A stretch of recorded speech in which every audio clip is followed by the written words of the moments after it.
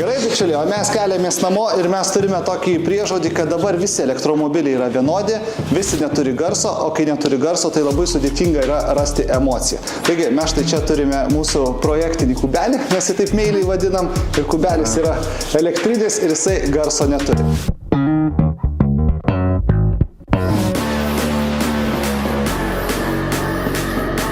Atvažiavom į Enlab autoservisą, kur šiam automobiliui, šiam nuostabiam meno kūriniui bus įdėtas išmetimo garsas, Izidoriau, įsivaizduoji? Ir šiandien reikia padaryti, kad štai šis elektromobilis pirmasis, bent jau Lietuvoje, tai tikrai ir Rytų Europoje ir Baltijos šalyse turėtų garsą. Šitie automobiliai aplinkui stovintys įkvėpia kubelį ir kiekvieno iš šito automobilių garsu galės kriokti kubelis. Šiandien turime TOR oficialius atstovus Lietuvoje, kurie mums pristato naujieną. Šitam automobiliui tai tikrai naujiena. Iš tikrųjų, mes filmavę esam vieną automobilį, gal net Izidoriaus Cupra Formentorių, ir tenai mes turime garsą iš kolonėlių. Aš žinau, kad tas garsas netikras, bet man vis tiek smagu, aš žinau, kad mane apgaudinėja, bet man vis tiek smagu. Nu, smagu tas garsas, ar ne? Būtent. Kas tai yra per sistema? Tai čia yra TOR gamintojo produktas. Daug žmonių klausia, kas čia per produktas, kaip čia sukurtas, kaip čia padarytas. Tai trumpai jau Audi inžinieriai 12-13 metais, kai išleido dizelinius automobilius, S serijos taip vadinamos, SQ6, SQ5, SQ7, jiem tada jau buvo užduotis, kaip padaryti, kad tas automobilis gražiau skambėtų, kad keltų emociją, kad atitiktų tą sportinio automobilio reikalavimą. Su dizeliuku turim problemą, ne? Taip, o su dizeliuku žiūrovai žino, sudėtinga, ne? Jo, su garsu šiek tiek sudėtingiau.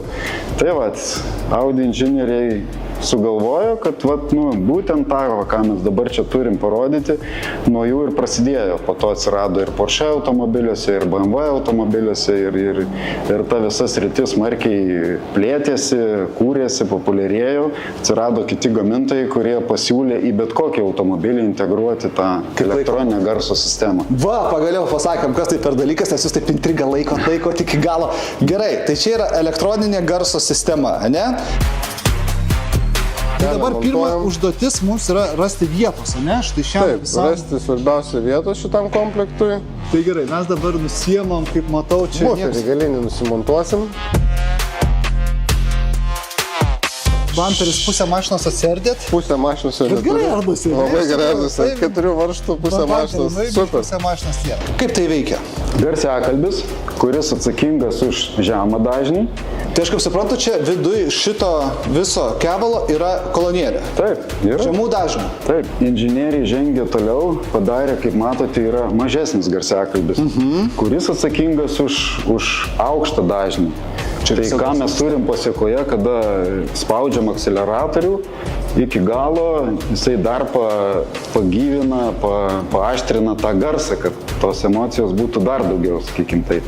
Na ir pagrindinis elementas mažiausias, tai yra kompiuteriukas, kuris gauna iš mašinos signalą nuo akceleratoriaus pedalo ir visą tą dalyką paskirsto ir išspaudžia, išteikia garsą. Kaip matot, užsivedė netgi starterio efektas, kaip sportinės automobilius. Ir čia mes turime tokį imitacinį akceleratoriaus pedalą, spustelėjom ir turime garsą. Tai ką, dabar šitas tvirtinasi? Tai šitą, manau, tvirtinsimės jau gal čia, pabandysim prisitvirtinti, tada užsidėsim visas detalės atgal, pažiūrėsim, jeigu niekas nekliūna, netrukdo. Nu čia labai patogiai pas kubelį viskas susidės. Manau, kad tikrai taip.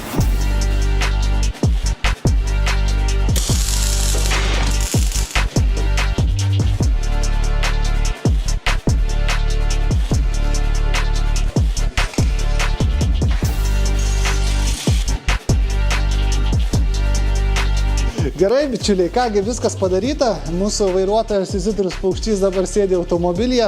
Ir ką, dabar Linai testuosim. Nu, bandysim testuoti. Tikėkime, kad veiks iš pirmo karto. Nedrąsu? Nu, drąsu iš tikrųjų. Drąsu iš tikrųjų. Gerai, Izidoriau, kuriam. Veikia. Veikia, įspūdingai, su garsais. Gerai, viskas veikia, dabar reikia surinkti vienintelę detalę galinę. Vienintelį visą galą. Vienintelį visą galą ir bus viskas. Manau, kad taip.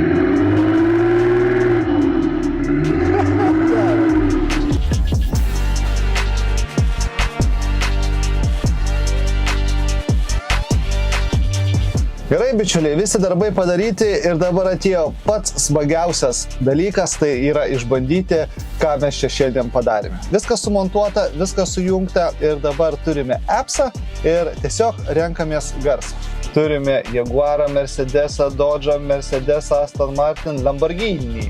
Ir Audi, ir Corvette, ir Audi, ir BMW, ir Porsche.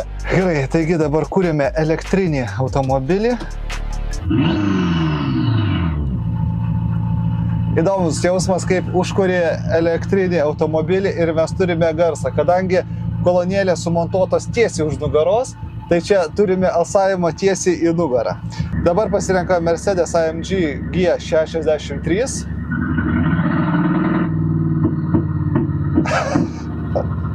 Kaip iš tikrųjų mums vyrams, kaip suteikia džiaugsmo tokie paprasti dalykai. Gerai, dabar, pavyzdžiui, pasirinksim Audi. Audi RS6. Mane iš tikrųjų nustebino, kaip yra gerai atkartoti garsai ir kaip jie skiriasi.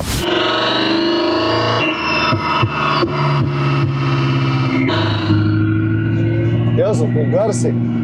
Bet iš tikrųjų yra vienas labai geras dalykas, kad viską galite susikonfigūruoti taip, kaip jūs norite ir kaip jums patinka.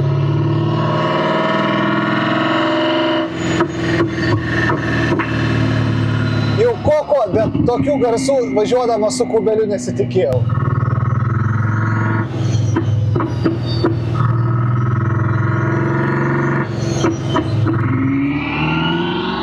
O jau atrodo, kad lekiam, tai lekiam.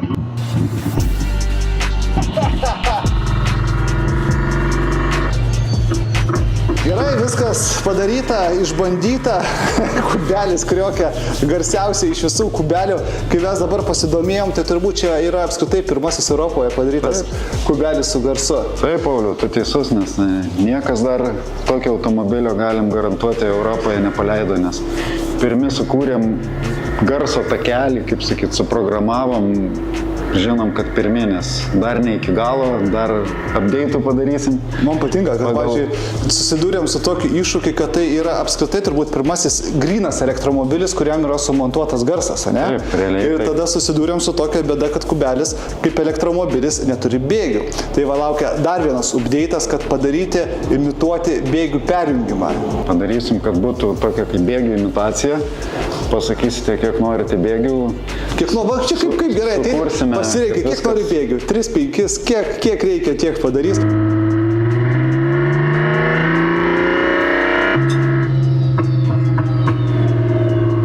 Dar vieną dalyką pastebėjom vakar, žiūrėdami appsą, kad atsiranda vis naujų garsų. Tai reiškia, ta fonoteka vis pasipildo, ne? Taip, tai būtent. Galite papušinti, kad Formulės 1 atsirastų garsas? Drąsiai, to jaus inžinieriams paskambisim, kad užsiimtų to.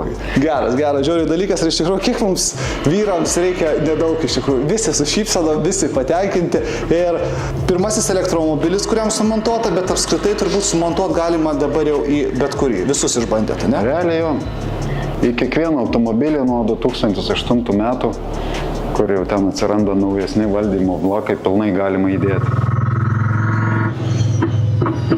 Gerai, bičiuliai, kągi, jeigu jums reikia va tokio puikaus daikto, tokios puikios, pavadinčiau šitą daiktą, žinot, koks geros nuotaikos užtaisas. Vis tiek, kiek duoda garsas elektromobiliui ir bet kokiam kitam automobiliui, bet elektromobilis, sakau, iš vis neturėjo jokio garso, bet dabar kubelis tapo garsiausia Europoje. Viskas. Dabar turi širdį ir sielą. Va, kaip mes sakom, iš tikrųjų, kiek tas garsas daug duoda. Ok, o mes grįžtame atgal į programą.